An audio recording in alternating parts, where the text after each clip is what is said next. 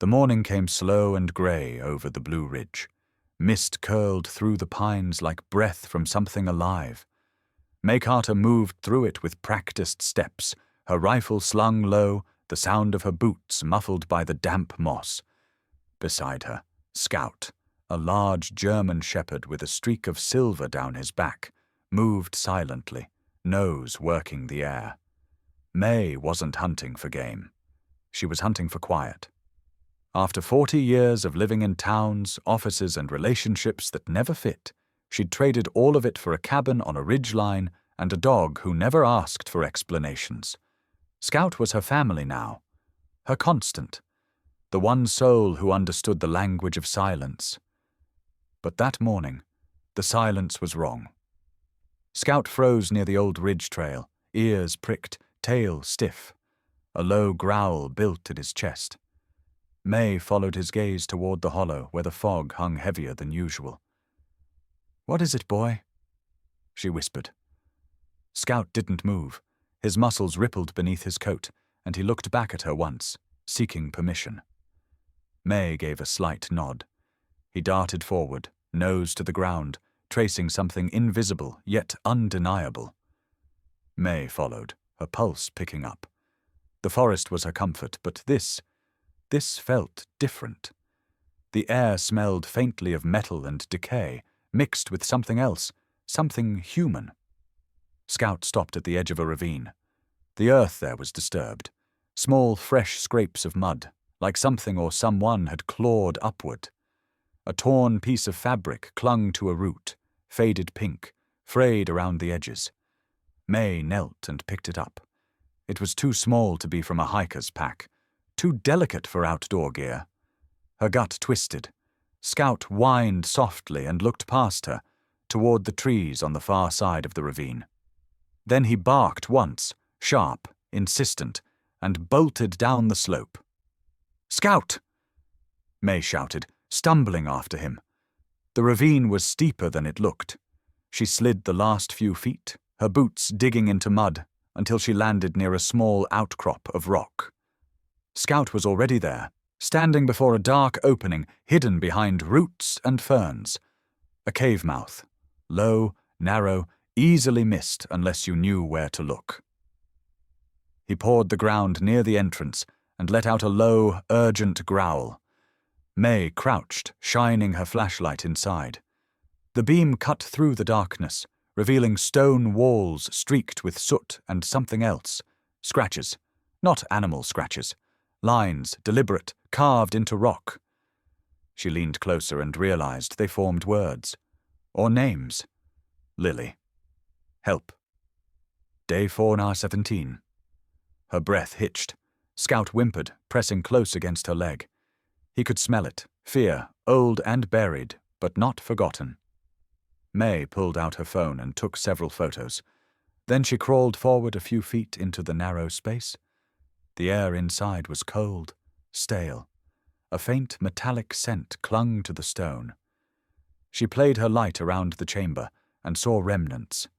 An old blanket, a rusted tin cup, the corner of a child's shoe, everything coated in dust and time. Her heart pounded. She backed out slowly, exhaling into the morning air. Scout was pacing now, agitated, his nose working over the ground near the rocks. "It's okay, boy," she said, but her voice trembled. "We'll call the sheriff." Before she could reach for her radio, Scout stiffened again, ears up, body tense. He barked twice, deep and warning. Something moved in the brush above them. May turned, raising her flashlight. A shadow flickered, tall, fast, gone in an instant. A branch snapped. "Hello?" she called. "Who's there?" No answer, only the drip of water and the echo of her own breathing. Then, faintly, from somewhere deeper in the forest came another sound. Not an echo, not an animal. A human sound. Hoarse, fragile, like a cry that had forgotten how to be a voice. May froze. Scout barked again, louder this time, then looked back at her as if demanding she follow. His instincts burned with certainty. Something was out there, alive. May chambered around in her rifle and moved forward, her senses sharpening to the hum of the forest. They pushed through thickets and up the slope, until the trees thinned. The sound came again, a faint, broken sob. Scout lunged ahead and disappeared behind a fallen log. When May rounded it, she stopped dead. A young woman lay half buried in leaves and dirt, her skin pale beneath layers of grime, her wrists raw. She blinked against the light, whispering words that barely formed. Scout sniffed her gently, whining, tail low. May knelt beside her.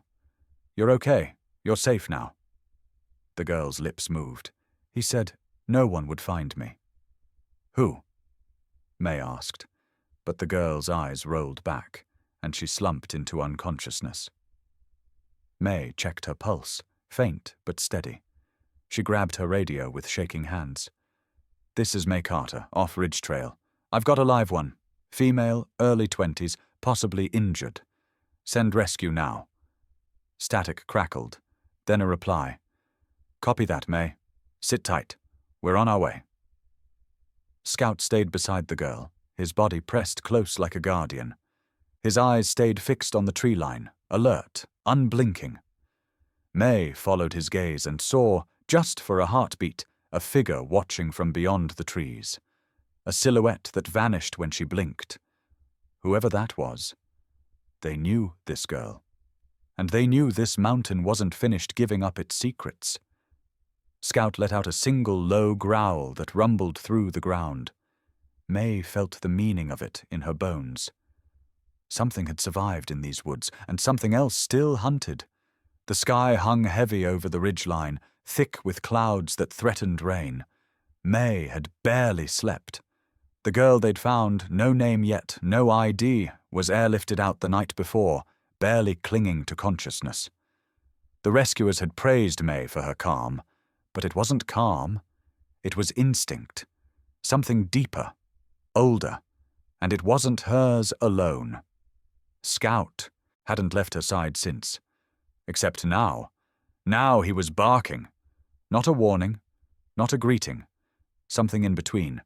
A sound that felt urgent, unsure, like he was calling out to something invisible. "Scout!" May called, tightening her jacket as she pushed through the underbrush. She was near the southern ravine, the part most hikers avoided. Too steep, too wild, too forgotten. The barking continued, 3 sharp bursts followed by silence. She climbed over a fallen pine and found him standing at the edge of the old gorge, body low, tail still, staring into the shadow below. "What is it, boy?" He didn't look at her, just took a few steps down the slope, nose twitching, then stopped again. He looked back, eyes locking with hers. "Follow me." May didn't question it. Not anymore. She eased her way down the incline, grabbing onto exposed roots, sliding through patches of loose gravel. Scout led the way with precision, careful but insistent. About halfway down he paused near a clump of ferns and began to dig. The ground was soft here, damp. May knelt beside him, brushing aside leaves and dirt. Within seconds she saw it, something caught in the roots. A piece of fabric, faded blue with cartoon stars. Childish. She picked it up, hands trembling.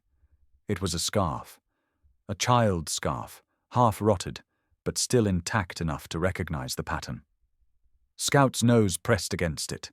Then he turned sharply to the left, bolting toward a narrow split in the rock, an opening she would have missed entirely if not for him. The bark he gave then was different. Short, demanding. Not a request. May moved fast, crouching low to fit into the crevice. The smell hit her first. Mildew, old wood, and something sour. The air was colder here, like the rock held its own breath. She clicked on her flashlight. The narrow passage curved slightly before widening into a small chamber. Inside, nestled in the dark, was a girl. Not the same girl. This one was smaller.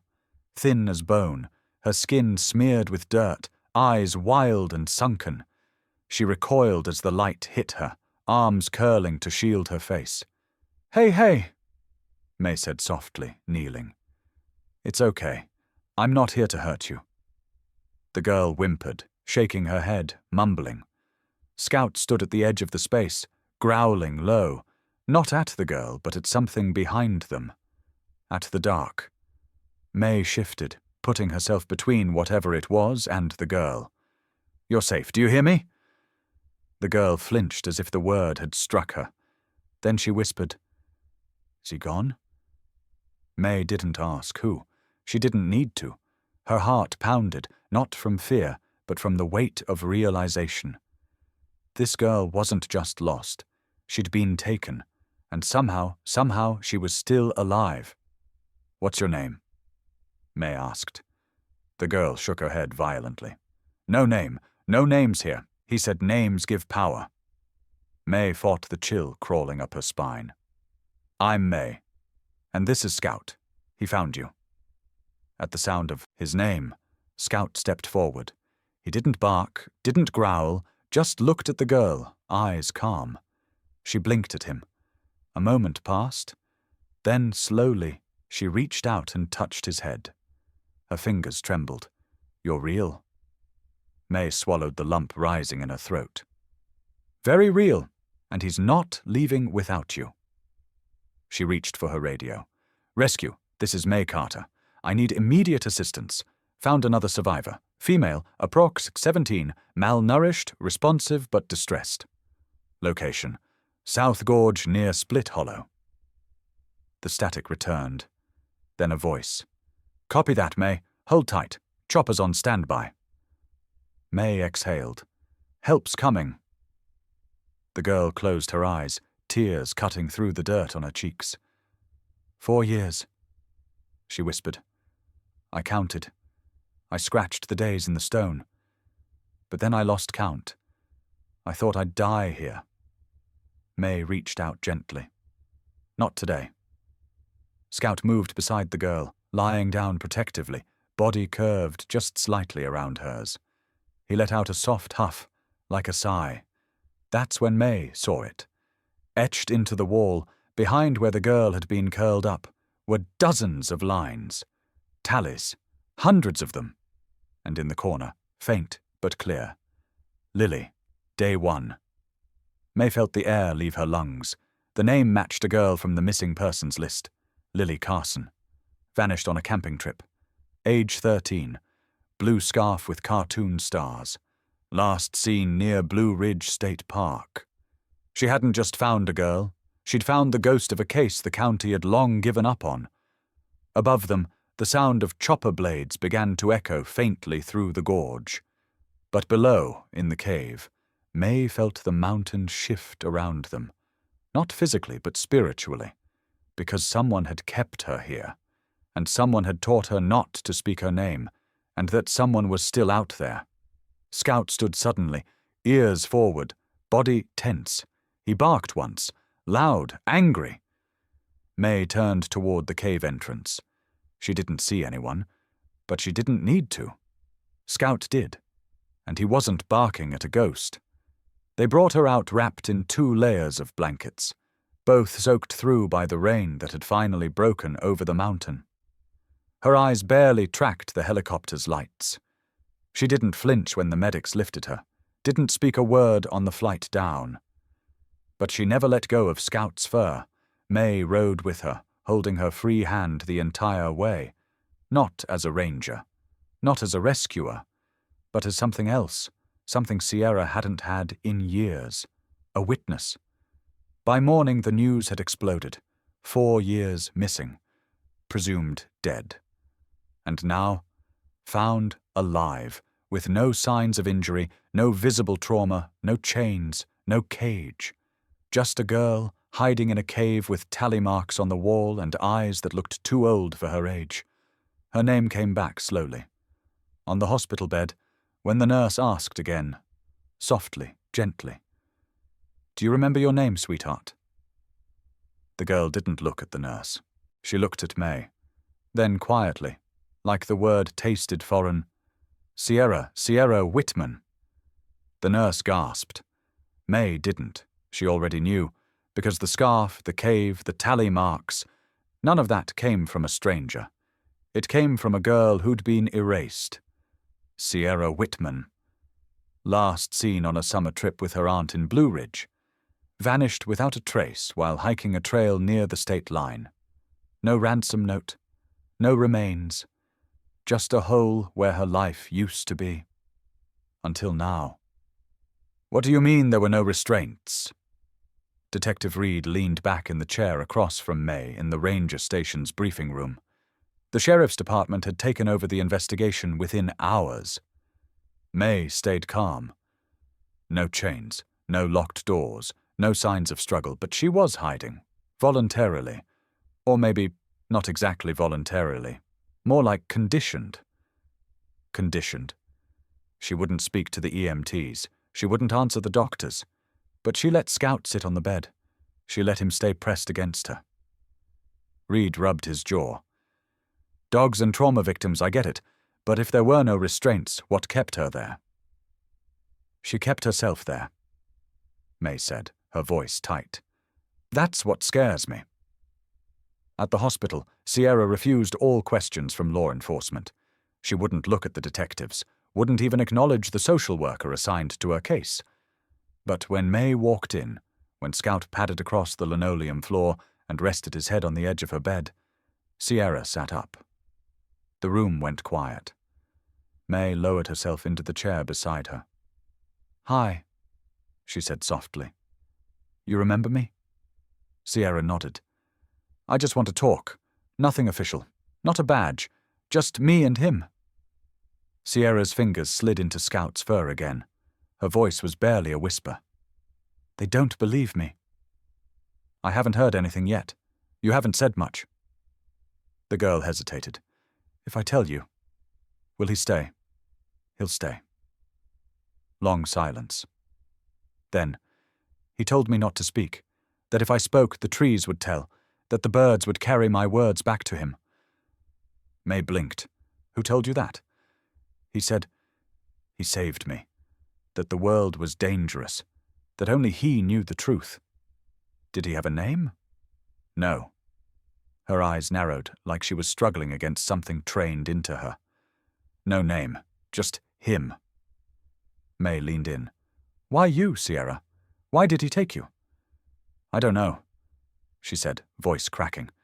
"He said, he watched for a long time, that I was always alone, that no one would notice." Scout shifted beside her, letting out a low grumble. Not a growl, more like a sound of knowing. "He was wrong," May said quietly. "Someone did notice." Back at the station, the evidence team was confused. No footprints around the cave, no secondary shelter nearby, no food stash. Nothing to suggest anyone had come or gone in months, maybe years. And yet Sierra was alive. Thin, yes, but not starving. She'd survived on water from the rock wall, small animals, and foraged roots. "She learned to live like a ghost," May said. "And who taught her that?" Reed asked. May didn't answer. Because she had a theory. Someone had taken Sierra, someone who hadn't needed a cage, someone who had built the prison inside her mind, and someone who was still watching. That night, May drove back to the hospital with Scout in the passenger seat. She wasn't officially on the case anymore, but this didn't feel official. It felt personal, like something Scout had chosen. In the parking lot, her phone buzzed. Unknown number. She answered. Static. Then a man's voice, low and scratchy. She was never supposed to come back. Click. The call ended. She stared at the phone for a moment, then looked at Scout. He was already growling. Not at the phone, at the dark trees beyond the lot. Scout knew, and May, in that moment, understood something bone deep. This wasn't over. The man who took Sierra hadn't vanished. He had simply let go, because he believed she wouldn't survive. But she had, and now she wasn't the only one who had to be afraid. Scout had found her once. If it came to it, he'd find him too. Sierra didn't speak often, and when she did, her words came in strange pieces, like glass pulled from a dark river, jagged, wet, half covered in moss. The house was loud, she whispered one morning, her hand buried in Scout's fur. Not yelling, buzzing, like something big was always humming under the floor. May leaned forward, careful not to interrupt the rhythm. She'd learned that interrupting Sierra mid-memory often made the rest vanish. "Buzzing like machines?" she asked gently. Sierra nodded. "Generator, I think. It used to die sometimes. Then the lights would go off. I'd have to sit in the dark. He hated the dark." "Who's he?" But Sierra's eyes clouded again. Her body stiffened. And then she added, like a small ember flaring up, "There was a woman too." May blinked. That was new. A woman? Sierra nodded slowly. She wasn't always there. Sometimes she came in after long weeks, smelled like smoke. She talked to him in whispers. She brought food. "Did she speak to you?" She looked at me, but like I was part of the furniture. Back at the station, Reed tossed the latest reports on the desk. "We're getting nowhere. There's no physical evidence of a second person. And that cave, that was her choice. Kid was in survival mode for years. Probably imagined half of what she remembers." May didn't answer. "She says she lived in a house with a generator." Reed went on. "We combed a 10-mile radius. No abandoned structures, no fuel canisters, no prints. You know what I think? This is trauma. Her brain's filling in the blanks." May finally looked up. "Then explain why Scout's acting like there's something still out there." Reed raised an eyebrow. "Your dog's a tracker, not a psychic." "He's more than that. He's focused, obsessive. He's been acting like he's still on the trail." Reed smirked. "Then maybe let him lead the way." May didn't smirk back. She already planned to. That afternoon, May took Sierra for a short walk behind the hospital, Scout leading just a few feet ahead on a loose leash. Sierra had been quiet for most of the day, but something about the open air seemed to uncoil her slightly. Then she stopped, her head tilted, like something familiar brushed past her memory. "This smells like that place." May looked around. Trees, mud, mildew, the distant hum of hospital AC units. "What smell?" "Old metal, oil, gasoline." Scout's ears perked. He sniffed the wind, tail slowly rising. Then he moved, off the path, toward the underbrush. May called softly, "Scout." He didn't stop. He never disobeyed unless he was certain. She turned to Sierra. "Is this okay?" Sierra hesitated, then nodded. Together they followed. The trail was faint. An old logging road almost swallowed by ferns and dead pine needles. It wasn't even visible on the satellite maps anymore. Scout moved steadily, nose low, posture alert. They walked a mile, then 2, until the path dipped into a narrow gully and opened onto a crumbling structure. Concrete, moss-covered, mostly collapsed. An old hunting lodge, half forgotten by time. Scout froze at the threshold, hackles up, low rumble in his throat. May's breath caught. Sierra's knees buckled. "That's it," she whispered. "The smell, the concrete. He made me sleep in the basement when the woman wasn't there." May turned to her. "Can you go any closer?" Sierra shook her head. Eyes wide, lips trembling. May looked at Scout. "Stay with her." Scout immediately moved to Sierra's side, pressing against her like a wall of warmth. He wouldn't let anything happen to her now. May stepped inside alone. The building reeked of rust and rot, but underneath, faintly, something else. Fuel, burned wood, soap. She found a stairwell, half collapsed, leading down. The generator was still there, covered in vines, but intact. And beside it something the forensic team would later confirm. A cracked ceramic bowl, traces of protein, human hair, grey, curled, proof. When she returned, Sierra was curled against Scout, silent again, but calmer. May crouched beside them. You were right. There's a basement. There was a generator, and someone used to bring food. Sierra looked at her slowly.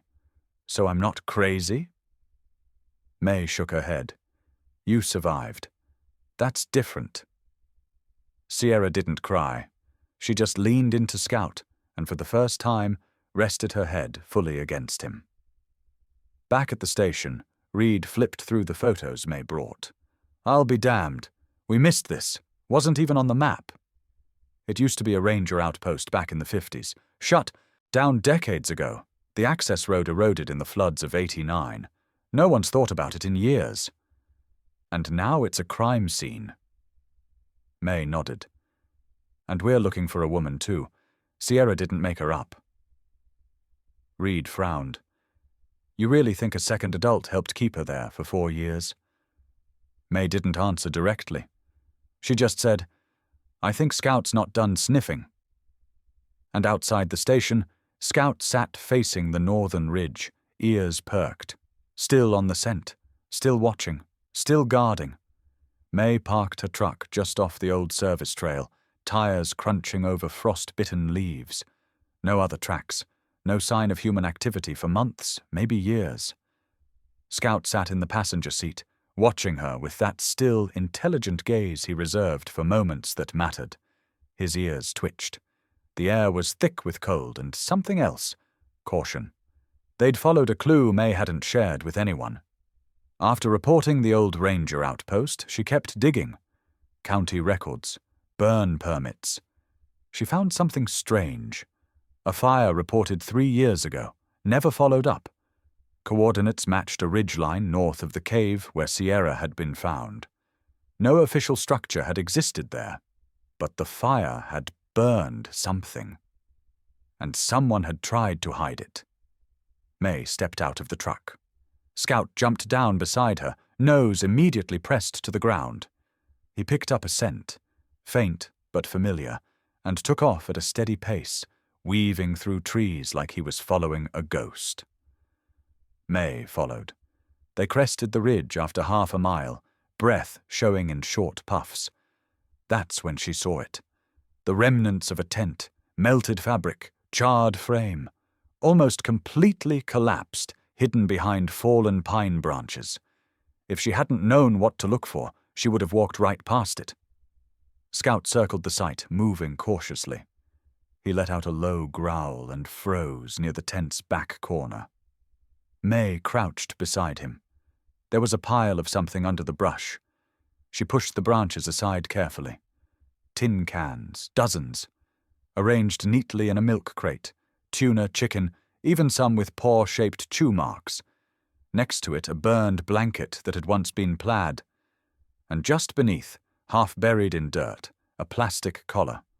Faded, but still readable. Mittens.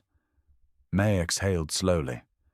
Someone lived here, and had a cat.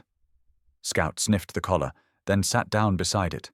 His way of saying, this was part of it, a piece of the puzzle. May opened her backpack and took out a small plastic bag. She carefully slipped the collar inside, then moved to the edge of the tent. Something had melted and warped the floor, possibly a camping stove explosion, but just beside it, protected by what was left of a pillow, she found scraps of photos. She held one up against the light.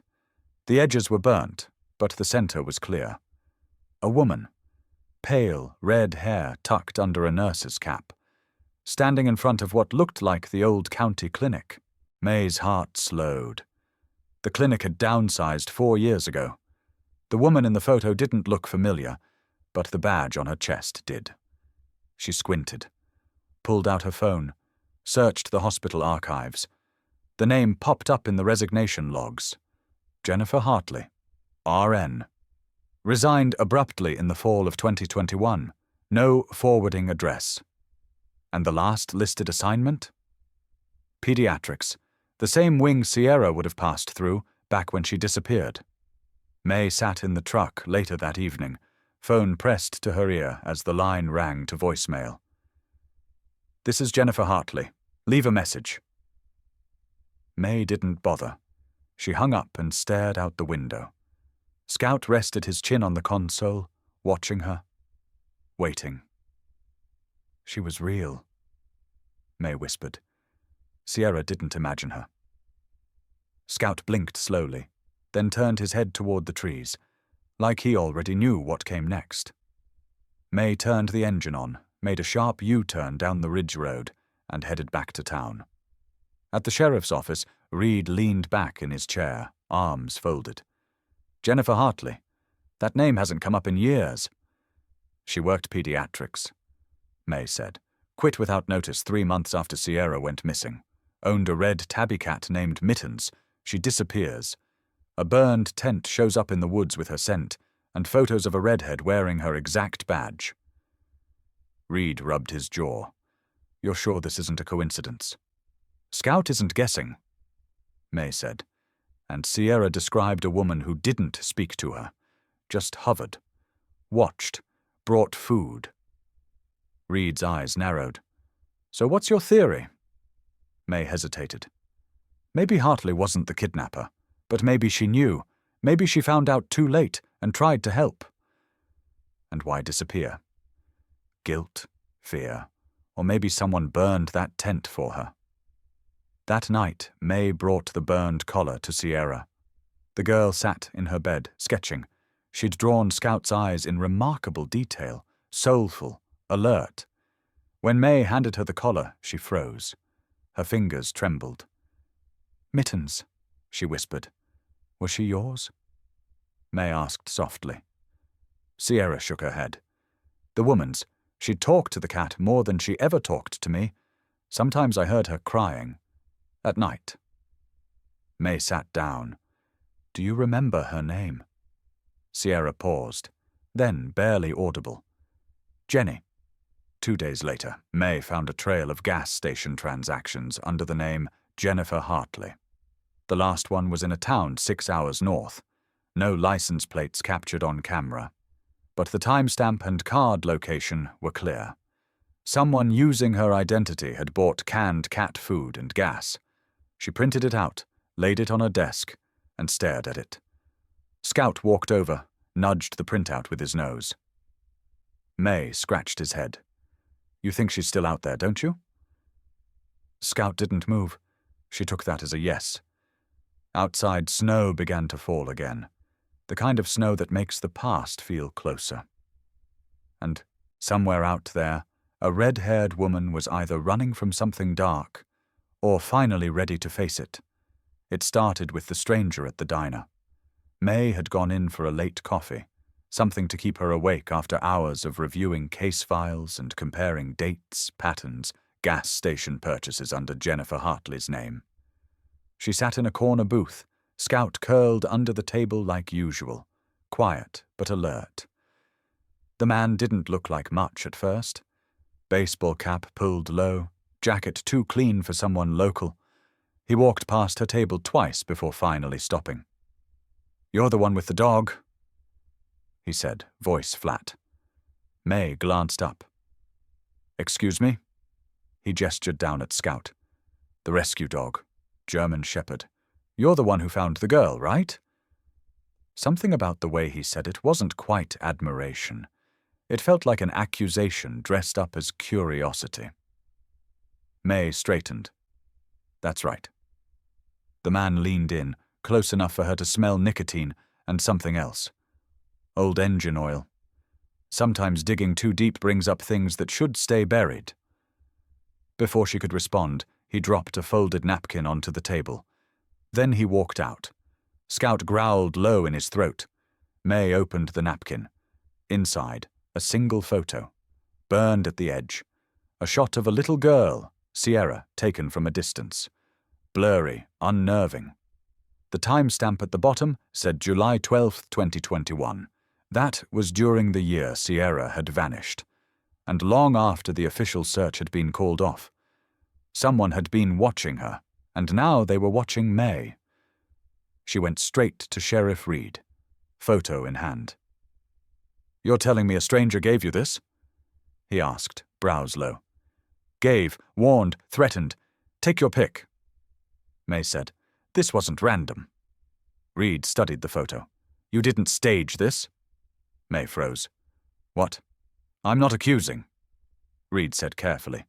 "But you have to admit, the timing, 3 years, no trace of Sierra.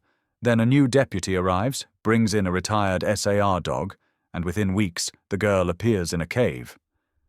You think I planned that?" Her voice cracked sharper than she meant.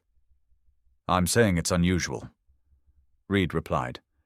"And when people start asking questions, state investigators, maybe even the FBI, they'll want to know why you were looking out there in the first place." May stared at him. She didn't say it out loud, but it was clear. They didn't trust her anymore. 2 days later, Scout collapsed. It happened in the early morning. They'd just returned from a cold walk along the creek bed. Scout was fine, tired but alert. Then suddenly, in the kitchen, he staggered. His back legs gave out. His breathing turned shallow. May dropped to the floor beside him, panic ripping through her. "No, no, no, no, stay with me." She didn't think. She grabbed him in her arms and rushed him to the vet, breaking every speed limit along the way. Her fingers dug into his fur, whispering his name like it could anchor him to this world. Scout survived. Barely. The vet told her it was rat poison. Traces of it in the jerky she gave him that morning. Jerky from a brand new bag she'd bought just days before. "It was planted," May whispered. "Someone tried to kill him." The vet didn't disagree. Scout would recover, but it would take time. Rest. Supervision. May sat beside him that night, hand on his chest, feeling each shallow rise and fall. She couldn't cry. Not yet. Whoever was behind this didn't just want to scare her. They wanted to silence the only witness who couldn't speak, but had never been wrong. Reed visited the next morning. "May," he said, looking down at Scout. "I don't know what to tell you. This is getting out of control." "You think I poisoned my own dog?" she snapped. "I think someone wants you rattled, and it's working." May folded her arms. "So what's the department doing about it?" He hesitated. "We can't open an investigation based on suspicion and bad jerky, but I did some digging of my own." He handed her a folder.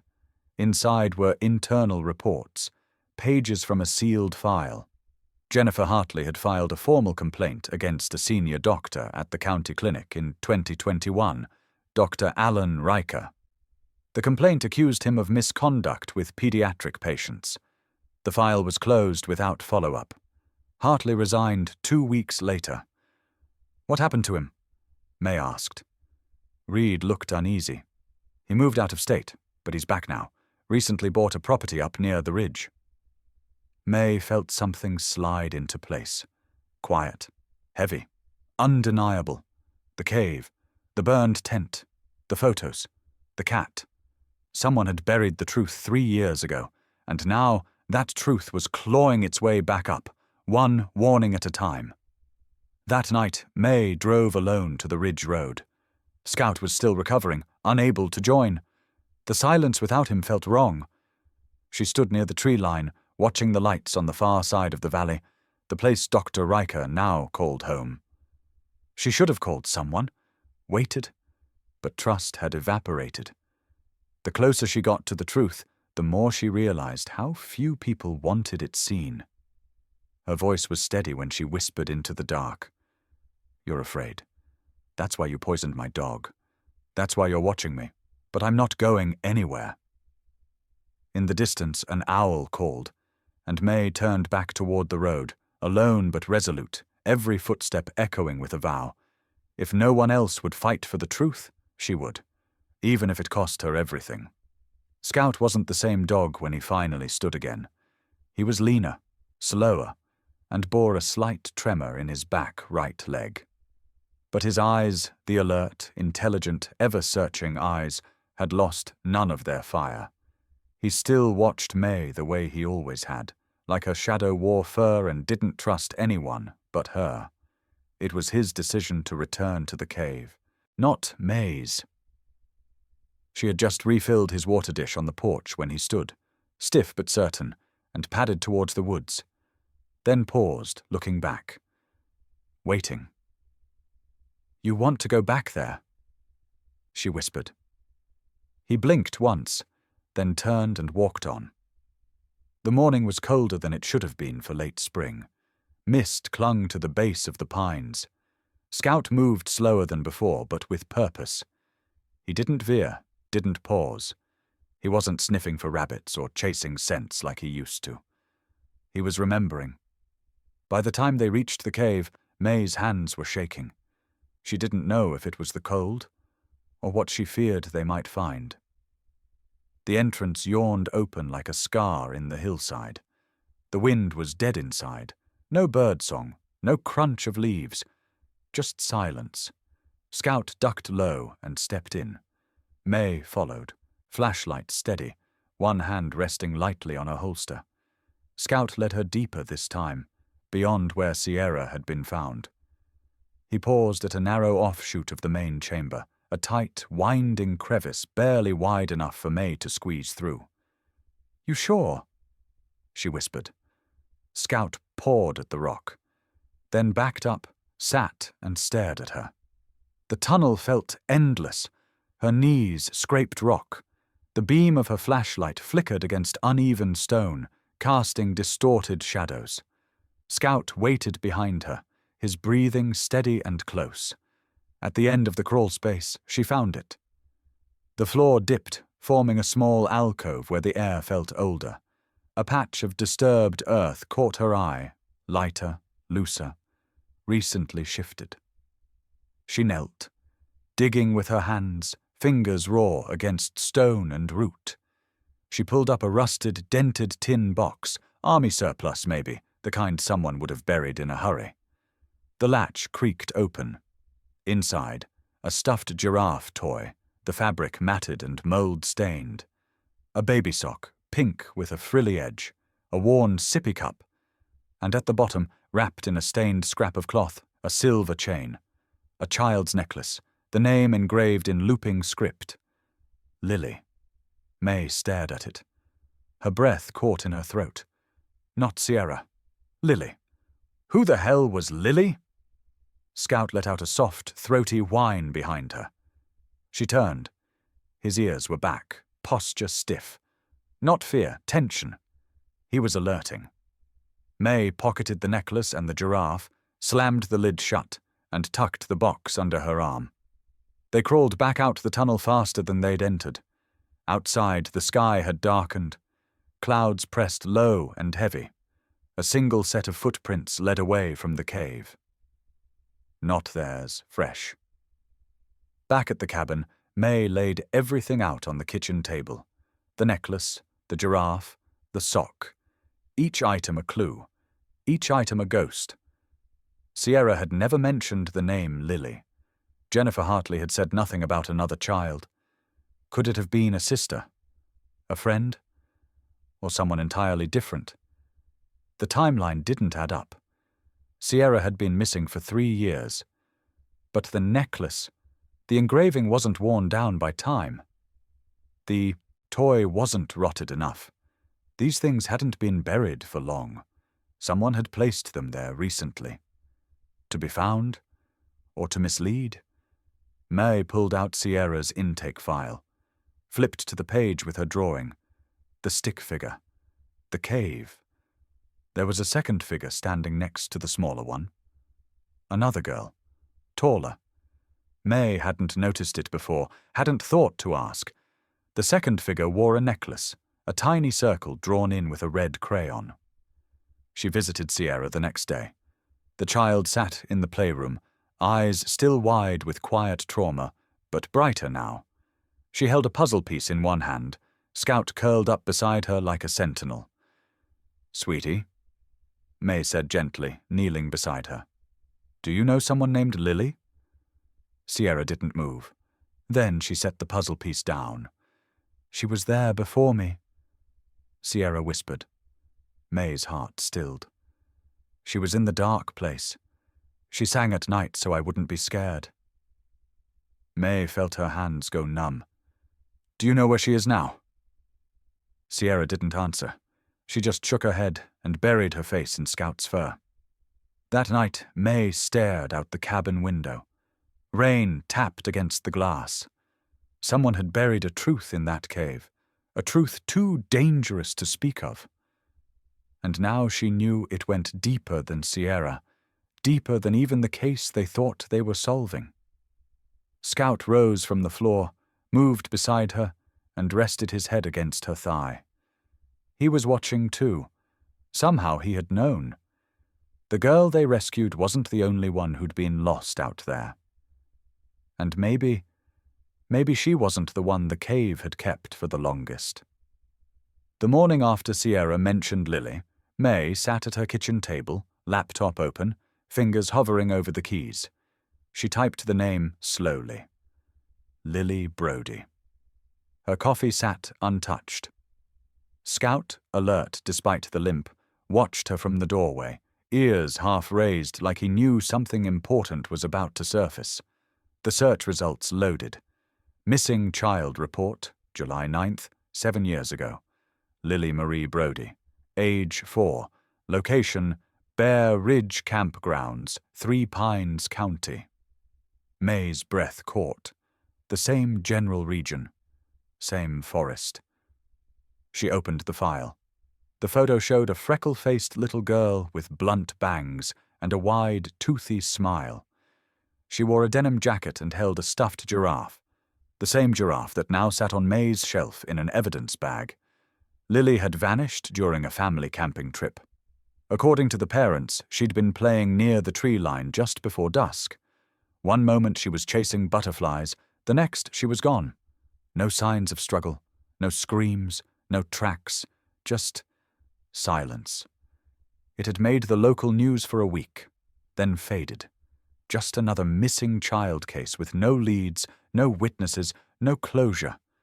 Until now. Scout rose, crossed the room, and pressed his nose gently to the laptop screen, right on Lily's face. You knew, May whispered. He wagged his tail once. That afternoon, she visited Sierra, again.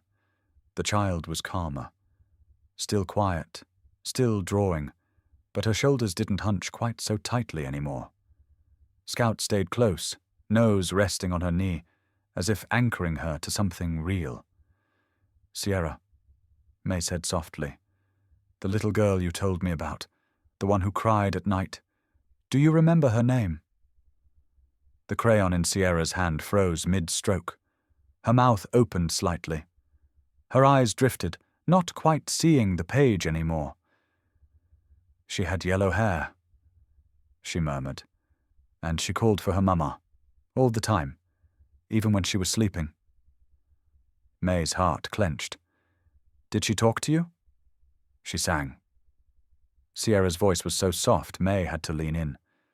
She said her mummy had a star tattoo on her hand, like a little sun. May scribbled the note. That wasn't in any report, not public anyway. She said her name was Lily. Sierra whispered, barely audible. Back at the station, May pulled every missing child case from the last decade in the state database. Only one matched all the details. Lily Brody. Her mother, Tanya Brody, had been interviewed in a local news segment after the disappearance, and in one of the still frames, May saw it. A faint tattoo of a sunburst just above her wrist. Sierra's memory was real. These weren't just dreams or trauma-induced hallucinations. She'd spoken to Lily, heard her voice, which meant one horrifying thing.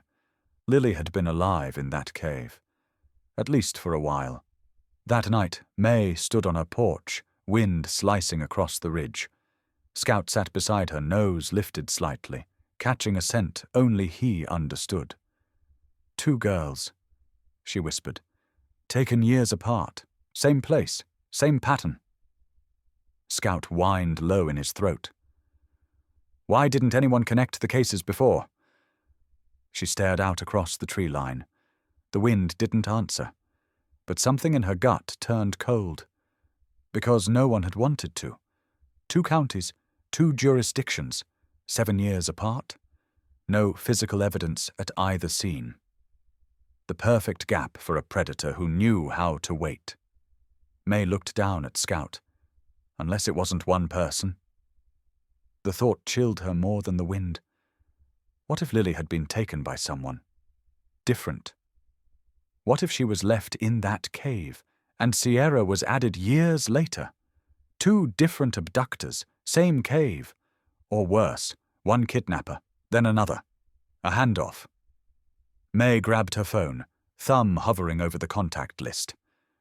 She called Joel, the behavioral analyst at the State Bureau. "Joel," she said the second he picked up, "what would you think of a cave used to hold 2 different girls, years apart?" Silence. Then, "If the timeline overlaps even slightly, May, I'd say it's not just one person. I'd say you're looking at either a shared operation or a copycat working the same hunting ground." She gripped the porch railing. What if one of them saw the other die? "You have a witness, May. One who's not even aware of what she knows. Yet." She ended the call. Scout nudged her leg again. She looked down at him. "You tried to tell me, didn't you, that first day? You didn't bark for Sierra. You barked for both of them." He didn't move. Didn't blink. But she could swear the look in his eyes said everything she couldn't bear to hear out loud. Lily hadn't made it out. And Sierra's memories were about to unravel a truth far darker than anyone had imagined. The address came from an old property record buried deep in county archives, filed under Hartley Clara M., a weather-worn shack near the edge of Three Pines Forest. Off-grid, no utilities, forgotten by everyone except one person. Scout barked once when May opened the file. Not loud, not urgent, just knowing. "Clara Hartley," May said aloud, fingers tracing the faded ink. "Jennifer's sister." A psychiatric note from a 2012 welfare check read, "Mild schizophrenia, reclusive, non-threatening, lives alone, prefers solitude. No criminal history, no reported visitors, no neighbors within 2 miles. But then came the real red flag. A scanned image of a journal entry, confiscated during a fire inspection years back, was attached to the file. One sentence had been underlined in red by a caseworker. The pretty ones must stay. If they leave, the forest takes them back. May's stomach dropped. She looked at Scout. He stood by the door, tail stiff, as if he'd heard it too. They arrived just before dusk. The shack looked like it had been swallowed by the woods, its roof sagging under the weight of moss and rot, windows clouded with dirt, the whole structure clinging to the hillside like it was trying to disappear. Scout jumped down before May even opened her door. He didn't wait for a command. He moved low and silent, nose to the ground, tracking something ancient. May followed, one hand on her service weapon, heart thudding. The door creaked open before she could knock. A woman stood in the frame. Wild grey hair, bare feet, eyes that seemed to flicker in and out of time. "Clara Hartley?" May asked gently. The woman tilted her head. "Are you the one with the dog?" May nodded. "This is Scout." Clara's eyes darted to him. "He's too late, you know. They're all gone now. All my girls." A chill ran down May's spine. "Your girls?" "They used to sing," Clara whispered. "Lily was the loudest. Sierra only hummed. But Jennifer said that was okay. Said the quiet ones were easier to keep." May's voice caught. "Jennifer brought them here?" Clara laughed, a soft, sad sound. "No, she just borrowed them." May stepped forward. "Do you still have the journal?" Clara reached into the folds of her oversized sweater and pulled out a leather-bound notebook, its edges chewed, warped by moisture. She handed it over like a sacred relic. Inside were pages of scribbled names, Dates, drawings of little girls with wide eyes and tangled hair. Some pages were torn out, others were stained. Scout growled low. May turned to see him at the edge of the shack, staring at a pile of burned wood and rusted wire. She tried to build a cage, Clara said calmly.